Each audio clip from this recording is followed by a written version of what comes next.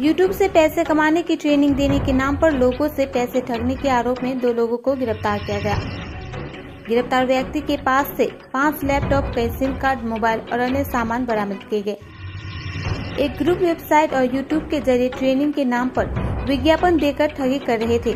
आज कूच बिहार के पुलिस अधीक्षक द्युतिमान भट्टाचार्य ने प्रेस कॉन्फ्रेंस में बताया कि दीनहाटा के गोश्त निमाड़ी इलाके का एक ग्रुप 3 महीने से यूट्यूब से पैसे कमाने की ट्रेनिंग दिलाने के नाम पर ठगी कर रहा था। शिकायत के आधार पर पुलिस ने छापेमारी कर 2 लोगों को गिरफ्तार कर लिया। उनके पास से 5 लैपटॉप, कई SIM card, mobile, bank passbook बरामद किए गए। आज उन्हें कोर्ट में पेश किया गया तो कोर्ट ने 5 दिन की पुलिस हिरासत का आदेश दिया है। इन्होंने देश के अलग अलग हिस्सों में ठगी की। इस ग्रुप में कई अन्य लोग भी शामिल है।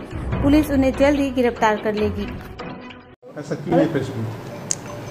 गत राते আমরা দিনহাটা থানার গোসানিমারি অঞ্চলে একটি বাড়িতে রেড করি এবং সেখানে দেখা যায় যে একটি সাইবার ক্রাইমের একটা ব্যবস্থা চলছে।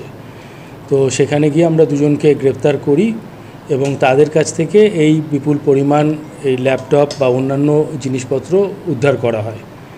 যেটা জানা যায় যে তারা একটি ভুয়ো ওয়েবসাইটের মতো চালাচ্ছিল যাতে মানুষকে শিক্ষাদান, বিভিন্ন ধরনের ইউটিউব ম্যানেজমেন্ট ইত্যাদি শেখাবার একটা বন্দোবস্ত করেছিল। কিন্তু আদতে সেগুলো কিছুই না করে তারা তাদের থেকে টাকা নিচ্ছিল এবং বিভিন্ন মানুষকে তারা এই ফ্রড করেছে।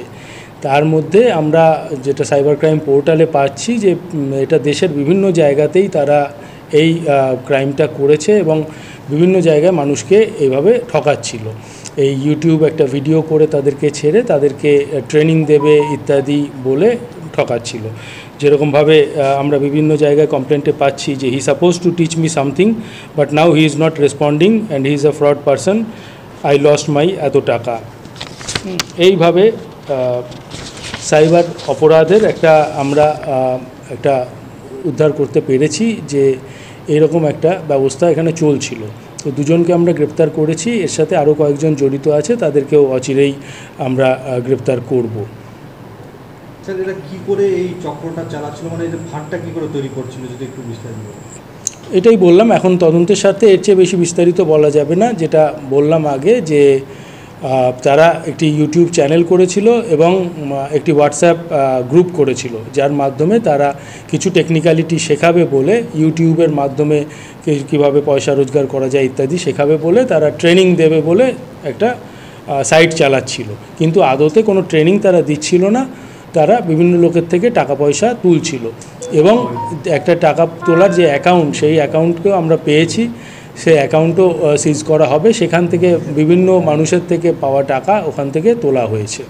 কত টাকা এরকম তুলেছে বা কিছু অ্যামাউন্ট কিছু জানা গিয়েছে? অ্যামাউন্ট এখনই বলা যাচ্ছে না, কিন্তু একজন ব্যক্তির থেকে আমরা যেটা কমপ্লেন পেয়েছি তার থেকে প্রায় 1,75,000 টাকার মতো তারা তুলেছে।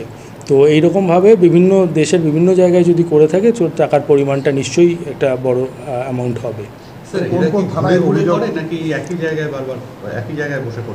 একই জায়গায় বসে ওরা মাস 3 ধরে এই কারবারটা চালাচ্ছিল। একটা বাড়ির ওপরে দোতলায় তারা ঘর করে, সেই ঘরে এসির ব্যবস্থা করে এরকম ল্যাপটপ ইত্যাদি নিয়ে এই ব্যবস্থা চালাচ্ছিল।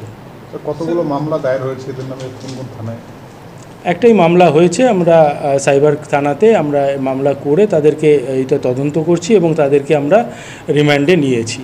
আরও তাদের জিজ্ঞাসাবাদ করা হবে। এই ব্যবসা কি ভিন রাজ্যেও ছড়িয়ে গিয়েছে?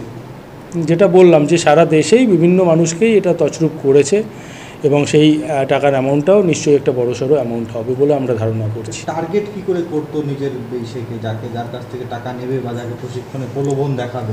এটা ইউটিউবে একটা চ্যানেল করেছিল তারা, তাতে মানুষরা যারা ওইখানে সার্চ করছে তারা ওইখানে যাচ্ছে। তো সেখান থেকে তাদেরকে এবার বলা হচ্ছে আপনারা হোয়াটসঅ্যাপে যোগাযোগ করুন বা এইভাবে করা হচ্ছে। কী ধরনের প্রশিক্ষণ দেবে বলছিল? ওই প্রশিক্ষণ কীভাবে পয়সা রোজগার করা যায়, ইউটিউবে কীভাবে রোজগার করা যায় ইত্যাদি।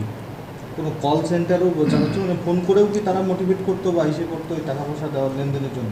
এগুলো এখন সবই তদন্ত সাপেক্ষ, এর বেশি আর বলা যাবে না। মোটামুটি কতদিন ধরে করছিল এরা? 3 মাস বললাম তো। স্যার কি কি পাওয়া গেছে ওদের কাছ থেকে যদি একটু বলতেন? এই 5টা ল্যাপটপ পাওয়া গেছে, বিভিন্ন সিম কার্ড পাওয়া গেছে, বিভিন্ন অ্যাকাউন্ট ডিটেলস পাওয়া গেছে, একটা পুরো জিও ফাইবারের সেট পাওয়া গেছে, এইগুলো সব রয়েছে তাদের কাছে।